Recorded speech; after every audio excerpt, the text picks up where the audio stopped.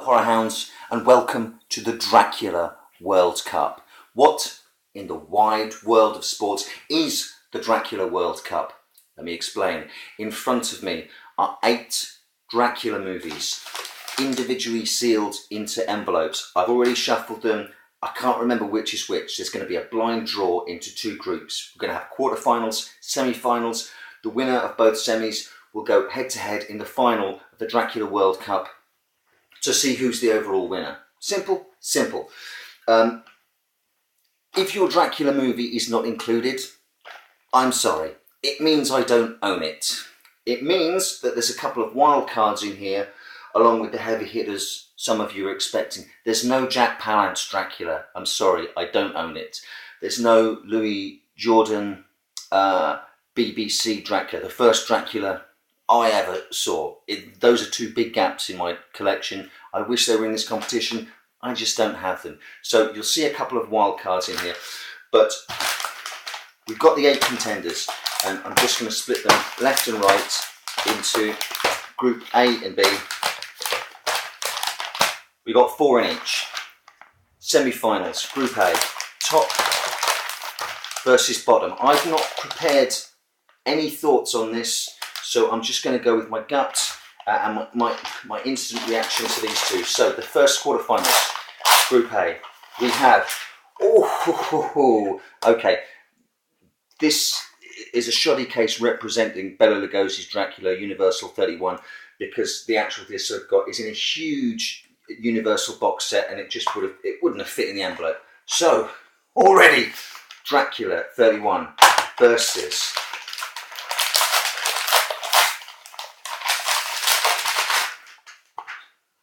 Blade Trinity.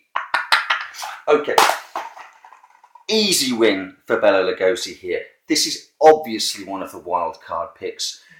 Dracula in this calls himself Drake. To be fair, in the earlier rounds, if Blade Trinity had been picked against some of the weaker efforts, the full-on vampire look of Dracula in this might have edged him through.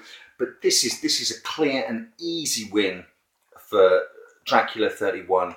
Bela Lugosi swims through to the semi-finals in Group A.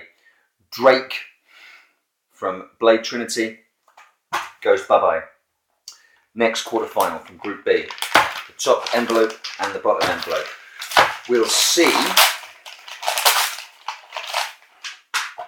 Dracula 2001, the other wild card. Oh, why the 2 wild cards in first? Versus, this is going to be a slaughter. F.W. Murnau's Nosferatu. So we've got Matt Schreck versus Gerard Butler, and it's another easy win. The first quarterfinal in Group B, Nosferatu, the very first film adaptation of Dracula, sails through to the semi-finals, and Dracula 2001 is left with his head spinning, not even really realising that the full-time whistle's blown. Standing dazed and confused, rooted on the spot till daylight burns it to a crisp. A pathetic outing against a real beast of a Dracula movie. Second Group A quarterfinal. Pitches. Bram Stoker's Dracula. A real favourite of mine. Against...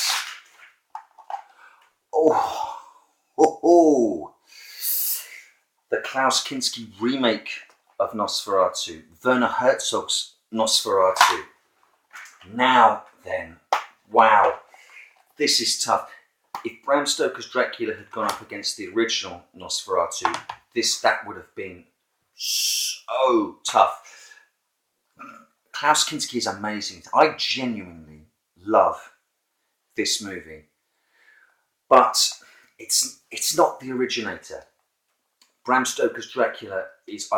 I'll speak on this at length, I'm sure, at some point, but this has got so much going for it. Yes, minus points for Keanu Reeves and potentially even Winona Ryder, but there's so much going on in here. And whilst this is solid, and whilst I love it, it's actually a shock early exit for Werner Herzog's Nosferatu. The final Group B, quarterfinal. Pictures. Frank Langella's Dracula. I've done a separate video on this if you want to check it out. I've got a lot of time for this film, but I know who he's going up against.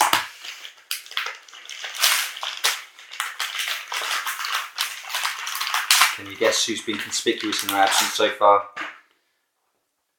Christopher Lee, Hammer's Dracula. It's the original Dracula. It's in this Hammer box set, but we're not talking about the whole of Christopher Lee's oeuvre, just Dracula, or in the US I believe it was called The Horror of Dracula. And as much as I love the Langella film, it's got a romanticism and a dreamlike quality to it that is unique amongst all of these films. Christopher Lee, dude. Christopher Lee. And we've got a couple of really tough semi-finals here. The Group A semi-final. This is going to start getting really, really painful for me. But I have to make quick decisions here. Gary Oldman versus Bela Lugosi. And I've made a decision. I've done a video about this, comparing it to the Spanish version, where I've said that the Spanish version is superior in all regards, except for the portrayal of Dracula. The Spanish Dracula is just left in the dust of Bela Lugosi. The reverse side of that praise for the Spanish version means, sadly, that the only real standout factor in this Dracula is Bela Lugosi.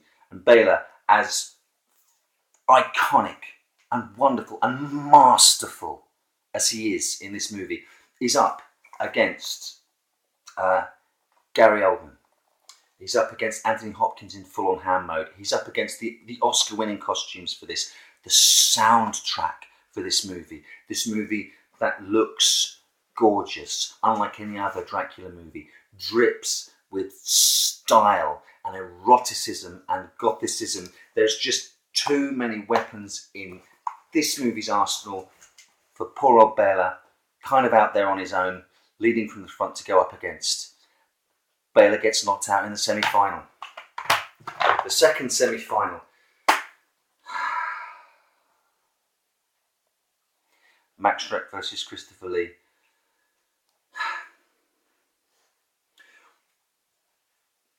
What this movie did, which is what Hammer did so well, is to take the Universal classic films and just give them a shot of adrenaline straight to the heart, like that scene in Pulp Fiction.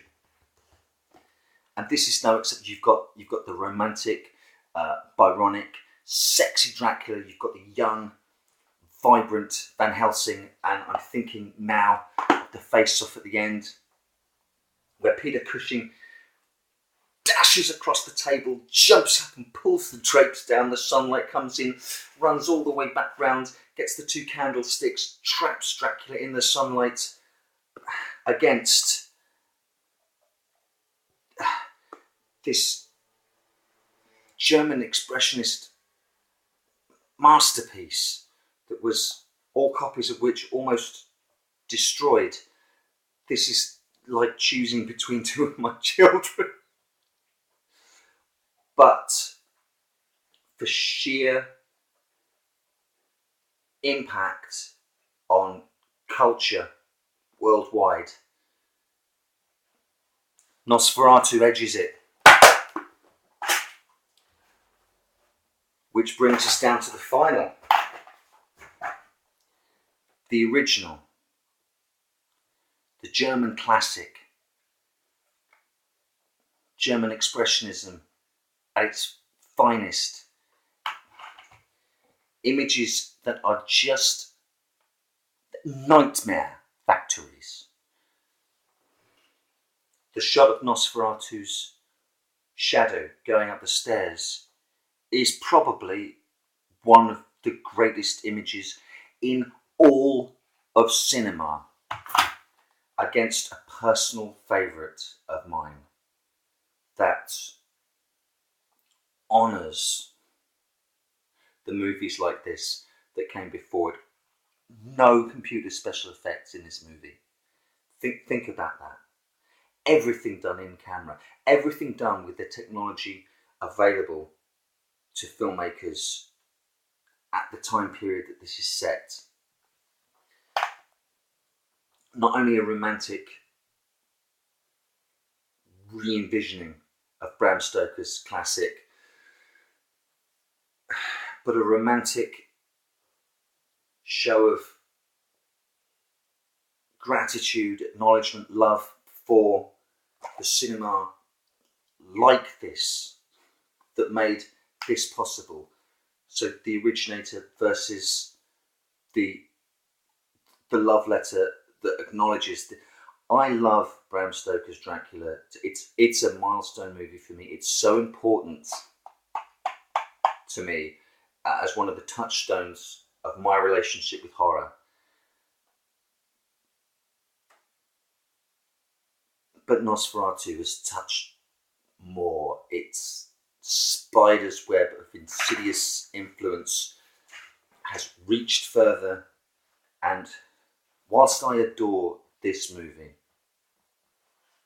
there's nothing in here that springs to mind that can match the image of Orlok coming out of the hold of the ship or appearing at Jonathan Harker's bed.